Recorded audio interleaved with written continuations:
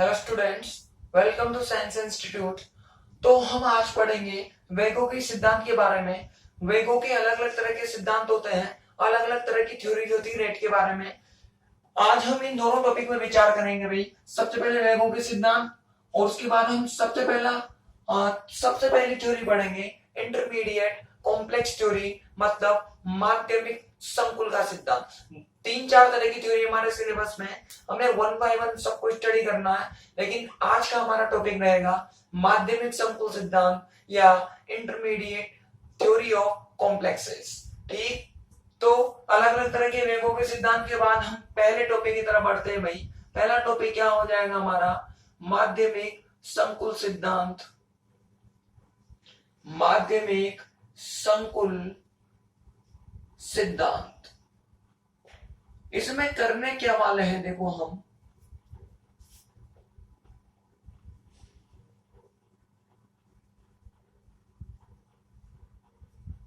Intermediate complex theory. देखो भाई, हमारा काम क्या होगा आज का।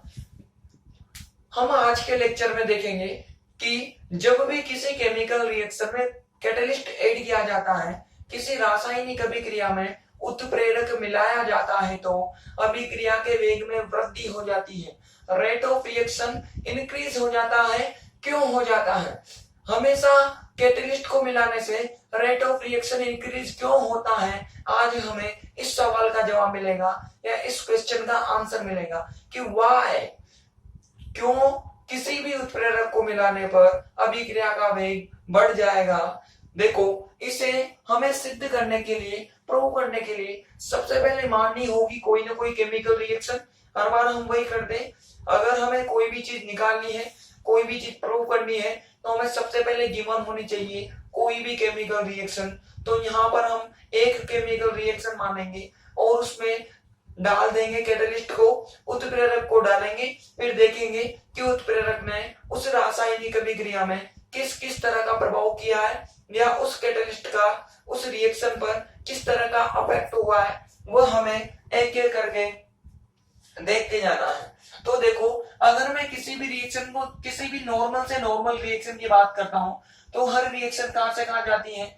रिएक्टेंट से प्रोडक्ट की ओर जाती है। बोलो, जाती है कि नहीं जाती? हर केमिकल रिएक्शन ऑलवेज अभिकारक से उत्पाद की ओर जाती है, रिएक्टेंट से प्रोडक्ट की ओर जाती है। अगर मैं इस रिएक्शन के लिए एक ग्राफ खींचना चाहूं, उसकी ऊर्जा के बीच में और समय के बीच में ग्राफ ड्रॉ करना चाहूं, तो मुझे ग्राफ कुछ इस प्रकार का मिलेगा। इस वाले स्केल पर तो चलेगा टी, और इधर वाले स्केल पर आपको मिलेगा एनर्जी या ई मिलेगी।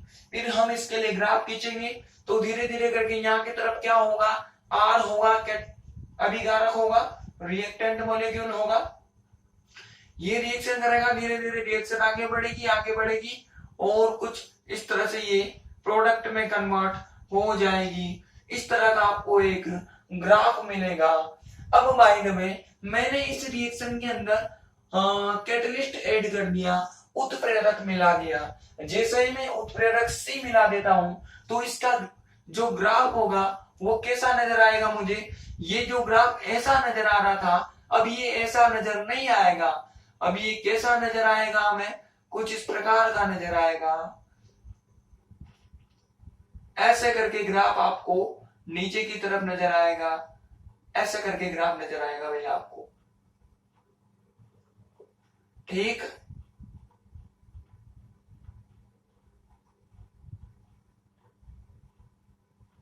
ये ग्राफ आपको कुछ इस तरह से नजर आएगा। पहले जब मैंने इसके अंदर कैटलिस्ट नहीं डाला था, तो ये इस वाले पाथ के अकॉर्डिंग हो रहा था। जैसे ही मैंने इसके अंदर कैटलिस्ट ऐड कर दिया, तो यह इस वाले पाथ के अकॉर्डिंग होने लग गया, इस वाले पथ के अनुदिश होने लग गया। कहां से कहां जा रही है रिएक्शन? आर से पी की तरफ जा रही है। सपोज करो मैंने कोई भी अभिकारक अणु एस ले लिया।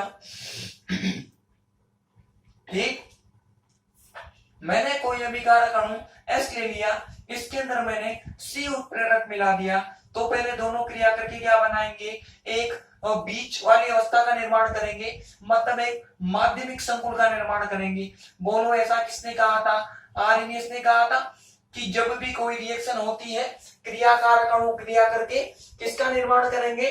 माध्यमिक संकुल का निर्माण करेंगे, उच्च ऊर्जा की अवस्था का निर्माण करेंगे, हायर एनर्जेटिक स्टेट बनेगी। उस हायर एनर्जेटिक स्टेट को यहाँ पर क्या बोला है इस थ्योरी में? माध्यमिक संकुल बोला है, इंटरमीडिएट बोला है, इंटरमीडिएट। अब आप लोग जानते हो किसी भी रिएक्शन में रिएक्टेंट रिएक्ट करके इंटरमीडिएट बनाएंगे, फिर इंटरमीडिएट रिएक्ट करके प्रोडक्ट का फॉर्मेशन करेंगे। पहले माध्यमिक संकुल बनेगा, मध्यवर्ती बनेगा, मध्यवर्ती, वो मध्यवर्ती कन्वर्ट होगा किसी भी प्रोडक्ट के अंदर। आ गई बात समझ में? तो ये S है, इसके अंदर मैंने C मिला दिया तो मुझे क्या मिल गया? एक माध्यमिक संकुल मिल गया। ये माध्यमिक संकुल हो गया भाई, इसको हम क्या बोल सकते हैं? इंटरमीडिएट माध्यमिक संकुल, या ये क्या हो जाएगा? इंटरमीडिएट हो जाएगा हमारा।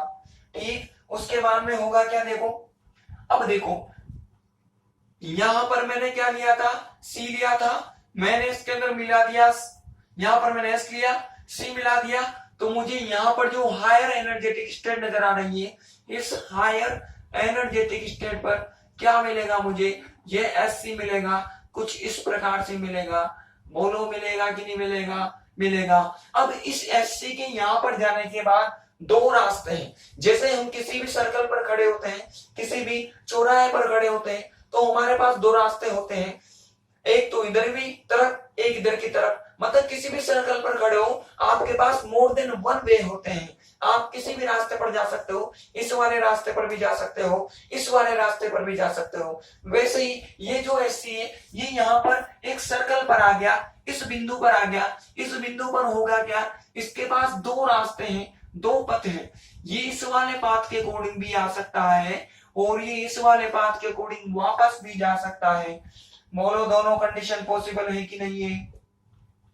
ये इस वाले पाथ के अकॉर्डिंग भी जा सकता है और इस वाले पाथ के अकॉर्डिंग भी जा सकता है। सपोज करो अगर ये SC इस पहले वाले पाथ को फॉलो करेगा तो वापस किस में कन्वर्ट हो जाएगा? S और C में। मतलब वापस कहां आ जाएगी रिएक्शन? पीछे की तरफ आ जाएगी, S और C के पास आ जाएगी। मतलब अभिक्रिया में किसकी स्थापना हो गई? साम्य की स्थापना हो गई, इक्विलिब्रियम आ गया, इक्विलिब्रियम। सपोज करो इसने पहला रास्ता चूज नहीं किया, इसने दूसरा रास्ता चूज किया, तो अगर ये दूसरा रास्ता चूज कर लेगा तो किसका फॉर्मेशन कर लेगा? ये प्रोडक्ट का फॉर्मेशन कर लेगा। माना कि ये जो SC था, इसने पहला रास्ता चूज ना किया, इसने दूसरा वाला रास्ता चूज किया, तो ये P प्रोडक्ट का फॉर्मेशन कर लेगा। बोलो दोनों की दोनों कंडीशंस पॉसिबल है कि नहीं है? ये जो स्टेप है ये तीव्र गति से होता है, ये होता है फास्ट, और ये जो स्टेप है ये स्लो रेट से होती है, स्लो। स्लो का मतलब हो गया धीमी गति से। आ गई बात समझ में? तो दो रास्ते थे, पीछे भी आ सकता था, आगे भी जा सकता था। अगर आगे की तरफ जाएगा तो इस तरह से प्रोडक्ट का फॉर्मेशन करेगा और पीछे की तरफ बैकवर्ड में चला जाएगा, वापस S और C का फॉर्मेशन कर लेगा। आ गई बात समझ में? अब देखो, आपको हमेशा पता होना चाहिए, और पता नहीं है तो हमेशा ध्यान रखना, किसी भी रासायनिक अभिक्रिया का वेग, किसी भी केमिकल रिएक्शन का जो रेट होता है वह ऑलवेज उसके स्लो स्टेप के अकॉर्डिंग निकाला जाता है। मतलब उसके धीमे पद पर निर्भर करता है, उसके फास्ट। इसके दो स्टेप हो गए, एक तो ये वाला स्टेप और एक वाला स्टेप। अगर मैं इस ओवरऑल रिएक्शन की बात करता हूं, इस पूर्ण अभिक्रिया की बात करता हूं, और मुझे उसके लिए रेट निकालना हो, तो उसका रेट हमेशा इस स्लो स्टेप पर डिपेंड करेगा, ना कि इस फास्ट स्टेप पर। मतलब किसी भी रासायनिक अभिक्रिया का वेग उसके तीव्र पद पर निर्भर नहीं करता, उसके स्लो पद पर निर्भर करता है या धीमे पद पर निर्भर करता है। जब रेट इस पर डिपेंड नहीं करेगा, केवल इस पर डिपेंड करेगा, तो निकलना भी कहां से जाएगा? यहां से निकाला जाएगा। हम केवल इसी रिएक्शन को कंसीडर करेंगे और देखेंगे कि इस रिएक्शन में कितने रिएक्टेंट मॉलिक्यूल ने पार्टिसिपेट किया है, या कितनी प्रकार की सांद्रता है, कितनी टाइप ऑफ कंसंट्रेशन है। तो अगर मैं इस रिएक्शन के रेट की बात करूं, आर की बात करूं तो वो मुझे आर कितना मिलेगा भाई, इस ओवरऑल रिएक्शन का जो आर होगा वो सिर्फ इस स्टेप पर डिपेंड करेगा। और इस स्टेप में हमें सिर्फ कौन आया, ये इंटरमीडिएट नजर आया, माध्यमिक संकुल नजर आया। मतलब इस अभिक्रिया का वेग केवल इस माध्यमिक संकुल की सांद्रता पर निर्भर करेगा। माना कि इस माध्यमिक संकुल की सांद्रता कितनी हो, Sc हो, बोलो ऐसे मान लो तो किसी को कोई दिक्कत, इसका जो रेट है वो स्लो पर डिपेंड करेगा। ये रिएक्शन स्लो है, इसमें कितनी कंसंट्रेशन है, एक ही है, कौन है भाई, इंटरमीडिएट की कंसंट्रेशन है। इंटरमीडिएट मतलब माध्यमिक संकुल को मैंने Sc बोल दिया। माना कि इस रिएक्शन के करस्पॉन्डिंग जो भी रेट कांस्टेंट होगा वो K1 हो गया, इस पीछे वाली रिएक्शन के करस्पॉन्डिंग जो भी रेट कांस्टेंट होगा वो K2 हो गया, और इस वाली रिएक्शन के करस्पॉन्डिंग जो भी रेट कांस्टेंट होगा उसको मैंने K3 बोल दिया। इसका तो मैंने K1 कर दिया, इसका वेग स्थिरांक K2, उसका वेग स्थिरांक K3 कर दिया। आई बात समझ में। तो यहां से अगर मैं इस प्रोपोर्शनल को रिमूव कर दूंगा तो मुझे कांस्टेंट लगाना पड़ेगा। बताओ कौन सी रिएक्शन के लिए लिखा हमने, थर्ड वाले के लिए। तो यहाँ से जो रेट कांस्टेंट निकल कर आएगा वो भी किसका आएगा, इस थर्ड वाले रिएक्शन का आएगा। बोलो इतना समझ में आया कि नहीं आया, कि ये हमने आर कैसे निकाला, किस तरह से निकाला, हमने स्लो के बेसिस पर निकाला। ऑलवेज ध्यान रखना, हमेशा रेट स्लो के बेसिस पर ही निकलता है। जो भी स्टेप स्लो होगा उसी से ही आपको रेट निकालना है, उसका वेग निकालना है। आ गई बात समझ में। अब देखो, अगर हम इस अभिक्रिया का वेग ज्ञात करना चाहते हैं तो एक तो हमें K3 चाहिए। अब K3 तो कांस्टेंट है, हमें वैल्यू पता होगी या न्यूमेरिकल में गिवन की कर दी जाएगी। लेकिन जो Sc होगा क्या वह गिवन होगा क्या, देखो हमें न्यूमेरिकल में या किसी भी एग्जांपल में क्या क्या गिवन होगा, वो ज्यादा से ज्यादा हमें रिएक्टेंट मॉलिक्यूल S दे सकता है। वो ये बता सकता है कि हमने इतनी मात्रा में कैटेलिस्ट डाला है या इतनी अमाउंट में हमने उत्प्रेरक को डाला है, मतलब हमें S मिलेगा और C मिलेगा। क्या ये हमें Sc मिलेगा क्या, ये वो देगा ही नहीं, क्योंकि उसको तो पता ही नहीं है। कैसे पता नहीं है, क्योंकि ये तो बीच में बनता है और बीच वाली चीज उसको क्या पता कि बीच में क्या बना और क्या नहीं बना। तो एक तो ये देगा और एक ये देगा, ये तो बीच में बनता है, इसको वो गिवन नहीं करेगा क्योंकि उसको पता नहीं है कि ये भी बीच में बनता है क्या। तो फिर हमें अगर इसका रेट कैलकुलेट करना हो तो फिर हमें इस Sc की कंसंट्रेशन चाहिए, लेकिन वो हमें देगा नहीं। तो यहाँ पे क्या करना पड़ेगा, हमें Sc की सांद्रता ज्ञात करने के लिए कुछ ऐसा जुगाड़ करना पड़ेगा, कुछ ऐसा काम करना पड़ेगा कि हमें Sc की सांद्रता पता लग जाए, इसकी कंसंट्रेशन हमें ज्ञात हो जाए। तो जैसे ही वो पता लगेगी हम इस इक्वेशन के अंदर उसकी कंसंट्रेशन को पुट कर देंगे और हमारा काम हो जाएगा। आई बात समझ में। शुरू करते हैं भाई, Sc की सांद्रता को पता लगाने का काम शुरू करते हैं। देखो एक नियम होता है या एक लॉ है जिसका नाम है भाई स्टेडी स्टेट ट्रीटमेंट। क्या कहते हैं इसको, स्टेडी स्टेट ट्रीटमेंट बोलते हैं इसको। मीनिंग क्या है इसका, हिंदी में अगर हम बोलेंगे तो इसको कहा जाता है स्थायी अवस्था नियम। स्थायी अवस्था नियम नाम होता है भाई इसका। स्थायी अवस्था नियम क्या कहता है, ये नियम कहता है अगर किसी रासायनिक अभिक्रिया में, किसी केमिकल रिएक्शन में इंटरमीडिएट का फॉर्मेशन हो रहा है, मध्यवर्ती बन रहा है, तो उस मध्यवर्ती के बनने की दर उसके बिगड़ने की दर के बराबर हो जाती है। मतलब उसके बनने का जो भी वेग होगा वो उसके टूटने के वेग के बराबर हो जाएगा। उसके अपीयरिंग का जो भी रेट होगा वो उसके डिसअपीयरिंग के रेट के बराबर हो जाएगा। इसका मीनिंग क्या है, देखो समझो इस बात को। माना कि इधर से आर था, यहां पर मेरे पास एक इंटरमीडिएट IM बना और ये कन्वर्ट हो गया किसके अंदर, प्रोडक्ट के अंदर। तो हम इसकी बात करेंगे, इसका बनने का रेट इसके टूटने के रेट के कैसे बराबर हो गया। ये तो अपीयरिंग रेट है और ये डिसअपीयरिंग रेट है। माना कि किसी समय इसकी कंसंट्रेशन कितनी हो, 50 मोल पर लीटर हो। कितनी कंसंट्रेशन कर ली मैंने, 50 मोल। सपोज करो 10 सेकंड में इधर की तरफ से 10 आया और उसी 10 सेकंड में इधर की तरफ से 10 चला गया, तो बताओ इसकी ओवरऑल कंसंट्रेशन कितनी होगी? इधर की तरफ 10 आई होगी तो 60 हो गया होगा, वापस 10 घट गया तो वापस कितना आया? 50 आया। माना कि अगले की सेशन इसमें इधर की तरफ से 20 गया और इधर की तरफ से 20 कम हो गया, तो वापस कंसंट्रेशन कितनी निकल कर आई? 50 निकल कर आई। मतलब ये वाली रेट इस वाली रेट के बराबर हो जाएगी। अगर ये वाली इस वाली के बराबर हो जाएगी तो इस कंसंट्रेशन में कोई परिवर्तन होगा क्या? कोई भी परिवर्तन नहीं होगा, कोई चेंज हमें नजर नहीं आएगा।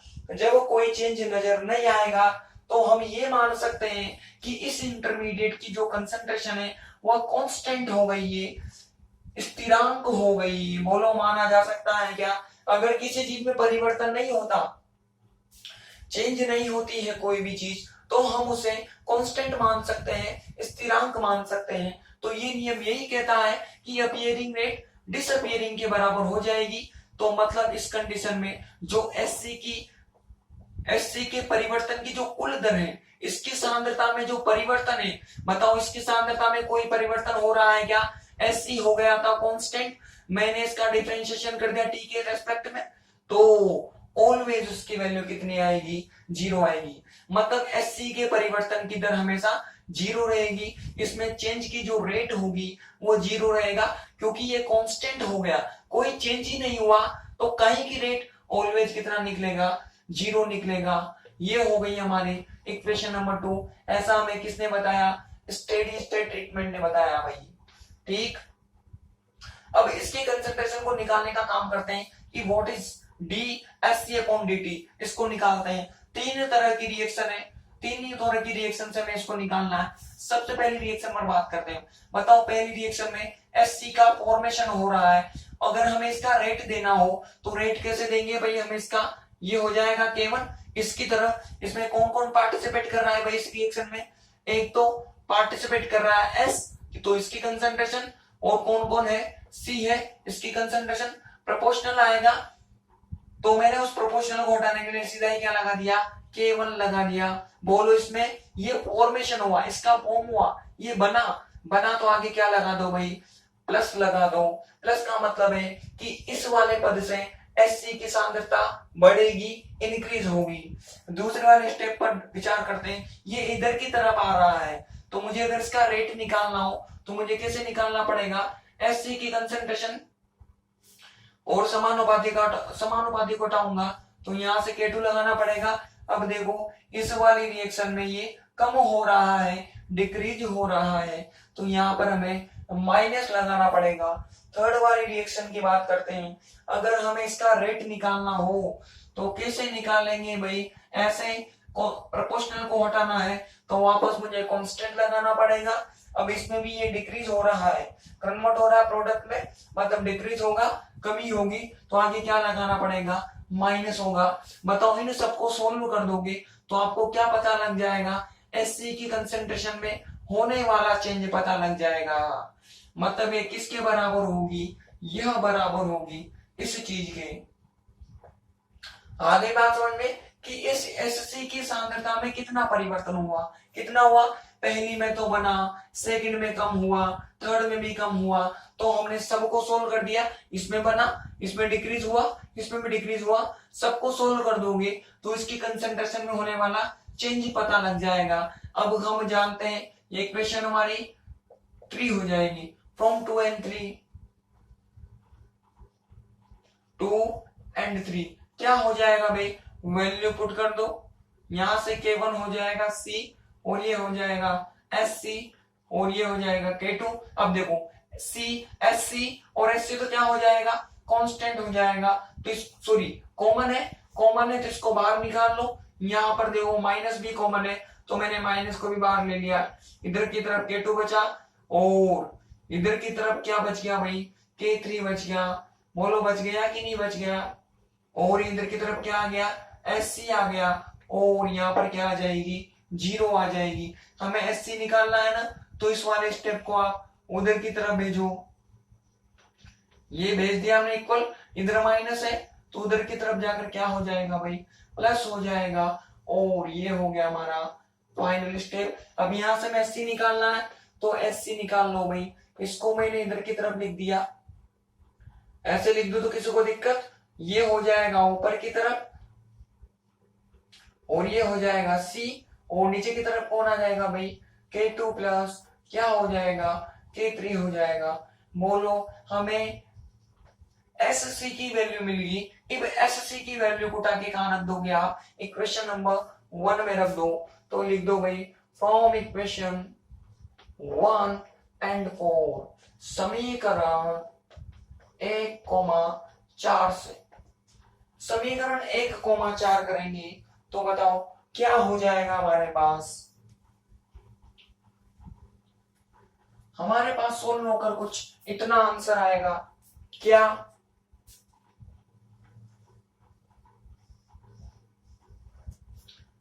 क्या आंसर आएगा भाई हमारे पास, देखो वैल्यू पुट कर दो। ये हो जाएगा R इज इक्वल टू, ये हो जाएगा K3 तो बिल्कुल एज इट इज है। अब इसकी वैल्यू पुट करनी है हमें, देखो ध्यान से, ये K1 इधर की तरफ हो जाएगा S और ये हो जाएगा C, और यहां पर नीचे की तरफ क्या हो जाएगा, K2 प्लस K3 हो जाएगा। अब देखो K3 भी कांस्टेंट, K1 भी कांस्टेंट, K2 प्लस K3 भी कांस्टेंट, सोल्व करोगे तो एक और कांस्टेंट, इनको डिवाइड कर दोगे तो ये सबके सब कांस्टेंट, तो मैं इनको हटाकर एक नया कांस्टेंट ला सकता हूं। क्या, इनको सबको हटा के मैंने K कर दिया, ये लो भाई ये S हो गया और ये हो गया C हो गया। इसको मैंने बोल दिया इक्वेशन नंबर 5। बताओ इस समीकरण से हम S और C की वैल्यू पुट करके, हमें S गिवन किया था, C भी गिवन किया था, कि यहां से आ जाएगा तो हमें R की वैल्यू पता लग जाएगी, वेग ज्ञात हो जाएगा। यहां पे लिख दो कि हमने K किसको माना है भाई, हमने K माना है K1 K3 K2 upon K3। हमने किसको माना है, K1 K3 upon K2 plus K3 को हमने K माना है भाई। अब देखो इक्वेशन नंबर 5 से साफ पता लग रहा है, यहां पर C तो क्या था, रिएक्टेंट मॉलिक्यूल था, और सॉरी S क्या था, रिएक्टेंट मॉलिक्यूल था, और C हमने माना था उत्प्रेरक मतलब कैटलिस्ट माना था। अब देखो R डिपेंड कर रहा है C की सांद्रता पर, ठीक है, R डिपेंड कर रहा है C की सांद्रता पर। तो यहां से मैं जैसे ही थोड़ी सी मात्रा में C मिलाऊंगा, सीधा प्रभाव किस पर होगा, यहां से लिखा जा सकता है कि R जो है वो कैटलिस्ट के समानुपाती है, मतलब किसकी सांद्रता के समानुपाती है, इस उत्प्रेरक की सांद्रता के समानुपाती है। अगर मैं थोड़ी सी मात्रा में कैटलिस्ट ऐड करूंगा तो सीधा प्रभाव मुझे नजर आएगा R पर। तो जैसे ही मैंने C डाला फटाफट से R में प्रभाव होगा। अगर ये बढ़ेगा, मिलाने से क्या होगा, इसकी मात्रा बढ़ेगी तो R में भी वृद्धि होगी। तो आपको पता लगा किसी भी अभिक्रिया में जैसे ही उत्प्रेरक डाला जाता है अभिक्रिया का वेग बढ़ जाता है, क्योंकि हमने देखा R C की सांद्रता के समानुपाती होता है। तो थोड़ी सी मात्रा में, स्मॉल अमाउंट में भी आपने अगर कैटलिस्ट ऐड कर दिया तो फटाक से इस R को इंक्रीज कर देगा, वेग को बढ़ा देगा। यहां से थोड़ा सा भी मिला तो समानुपाती है, मिलते ही इसकी कंसेंट्रेशन इंक्रीज करेगी और यहां से R भी इंक्रीज कर जाएगा। इसी कारण से हमेशा उत्प्रेरक को मिलाने पर वेग में वृद्धि होती है, रेट इंक्रीज हो जाता है कैटलिस्ट को मिलाने पर। तो आपको पता लगा कि किसी भी रिएक्शन में कैटलिस्ट को ऐड करने पर उसका रेट क्यों इंक्रीज हो जाता है, वेग क्यों बढ़ जाता है, क्योंकि R C के समानुपाती होता है या उत्प्रेरक की सांद्रता के समानुपाती होता है। आज तक आपने सिर्फ सुना था, आज हमने उस चीज को प्रूव भी कर दिया कि वास्तव में रेट हमेशा बढ़ेगा जब जब आप उसमें कैटलिस्ट को ऐड करोगे या उत्प्रेरक को मिलाओगे। समझ में आई बात, लिखो भाई, पहले ये वाला टॉपिक डालो और लिखो। वेगों के सिद्धांत निम्न प्रकार है। वेगों के सिद्धांत निम्न प्रकार है।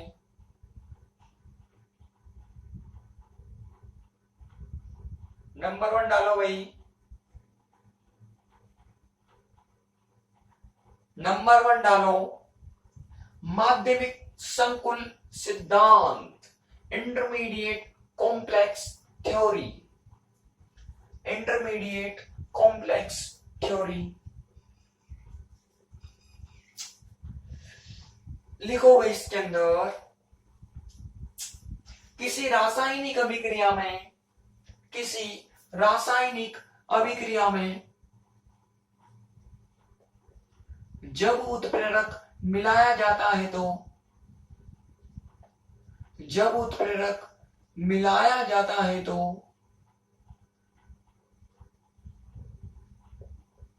उत्प्रेरक अभिक्रिया की,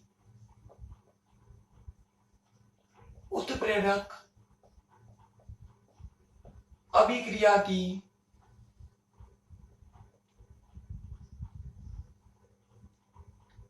सक्रियण ऊर्जा को, उत्प्रेरक अभिक्रिया की सक्रियण ऊर्जा को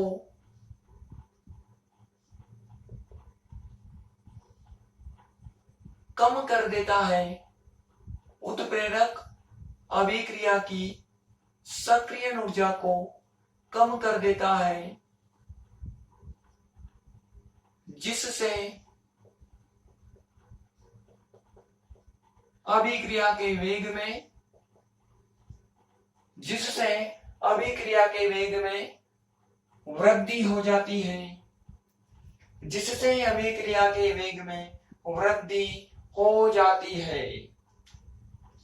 इसे निम्न प्रकार से प्रदर्शित किया जा सकता है, इसे निम्न प्रकार से प्रदर्शित किया जा सकता है। ठीक, तो नीचे वाले पाथ के अनुदिश जाएगा तो देखो ये गैप घट गया, गैप घट गया मतलब एक्टिवेशन एनर्जी घट गई। माना कि E2 हो, ये E1 हो, तो यहां से E1 ऑलवेज ग्रेटर देन होगा E2 से। ग्राफ बना लो, ओनली ग्राफ आप लोग लिखो,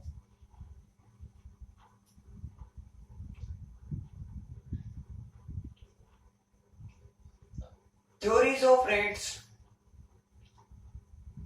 theories of rates can be given as, can be given as, theories of rates can be given as,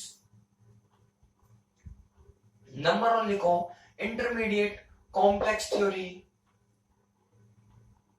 intermediate complex theory. लिखो इसके अंदर, when catalyst is added to any chemical reaction, when catalyst is added to any chemical reaction, any chemical reaction,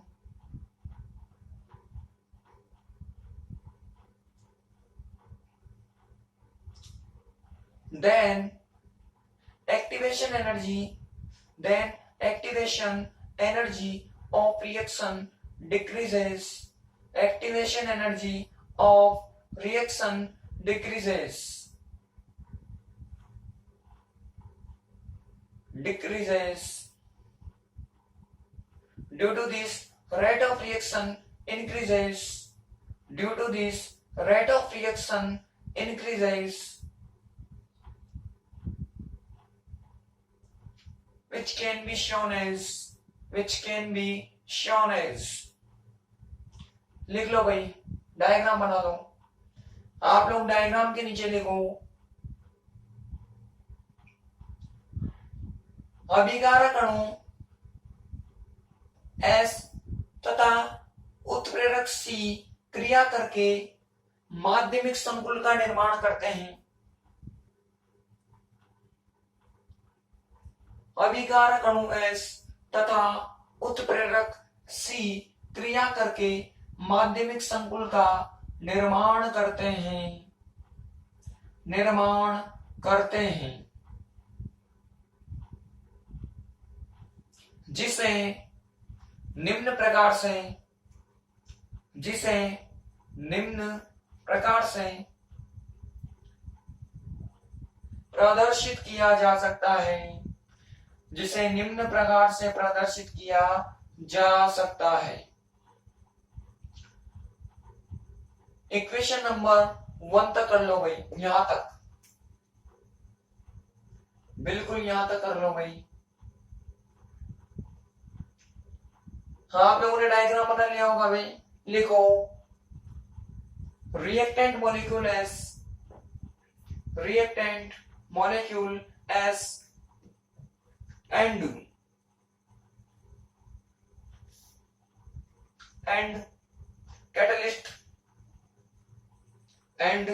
catalyst C reacts and form intermediate, which can be shown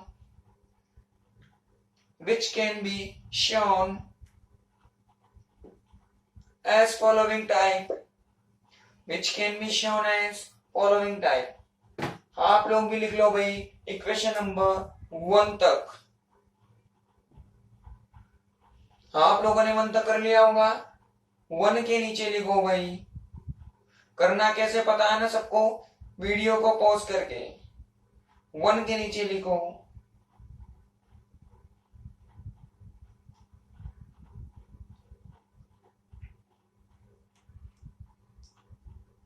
उपरोक्त अभिक्रिया का वेग ज्ञात करने के लिए, उपरोक्त अभिक्रिया का वेग ज्ञात करने के लिए माध्यमिक संकुल Hc की सांद्रता, माध्यमिक संकुल Hc की सांद्रता का मान आवश्यक है,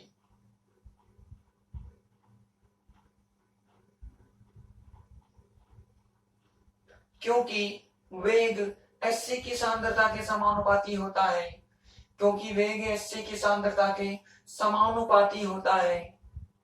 Hc की सांद्रता ज्ञात करने के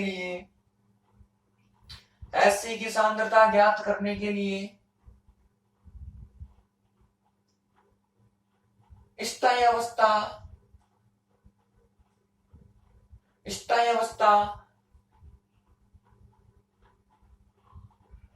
अवस्था नियम लागू किया जाता है, जिसके अनुसार किसी मध्यवर्ती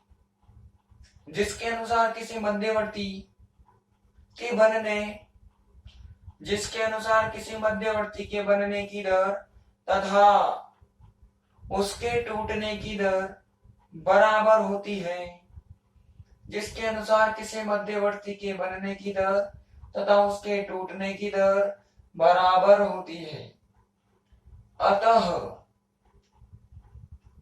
कहां तक करना है भैया आपको, कंप्लीट कर लो यहां तक, बिल्कुल कंप्लीट कर लो यहां तक। आप लोगों ने भी कर लिया होगा। Rate of above reaction is directly proportional to concentration of Hc,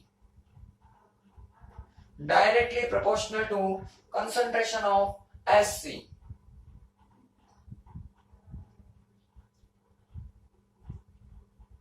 To calculate value of rate, concentration of Hc is required. To calculate value of rate, concentration of Hc is required. It can be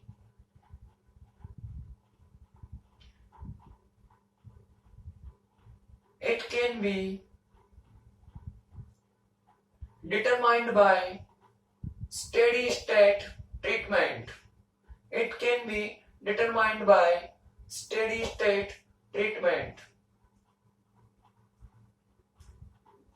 According to this, rate of appearing and rate of appearing and disappearing of rate of appearing and disappearing of any intermediate is equal. Rate of appearing and disappearing of any intermediate is equal. Then यहां से लेकर के यहां तक कर लो complete. आप लोगों ने कर लिया होगा, लिखो समीकरण 5 से अभिक्रिया का वेग ज्ञात किया जा सकता है। समीकरण 5 से अभिक्रिया का वेग ज्ञात किया जा सकता है। अगली लाइन से लिखो समीकरण 5 से स्पष्ट है कि समीकरण 5 से स्पष्ट है कि अभिक्रिया का वेग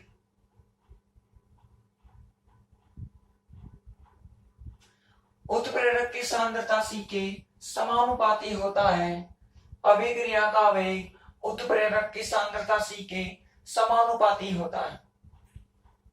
अतः अभिक्रिया में उत्प्रेरक मिलाने पर अभिक्रिया के वेग में वृद्धि हो जाती है। अभिक्रिया में उत्प्रेरक मिलाने पर अभिक्रिया के वेग में वृद्धि हो जाती है। आप लोगों ने भी कर लिया होगा, लिखो 5 के नीचे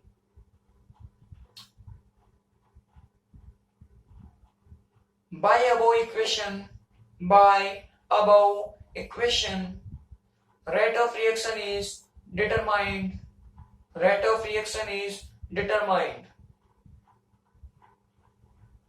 Next line से लिखो from equation number 5 rate depends on concentration of catalyst. From equation number 5 rate depends on concentration of catalyst.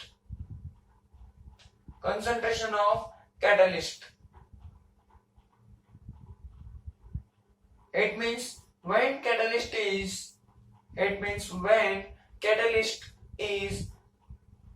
added to chemical reaction, then rate of reaction increases.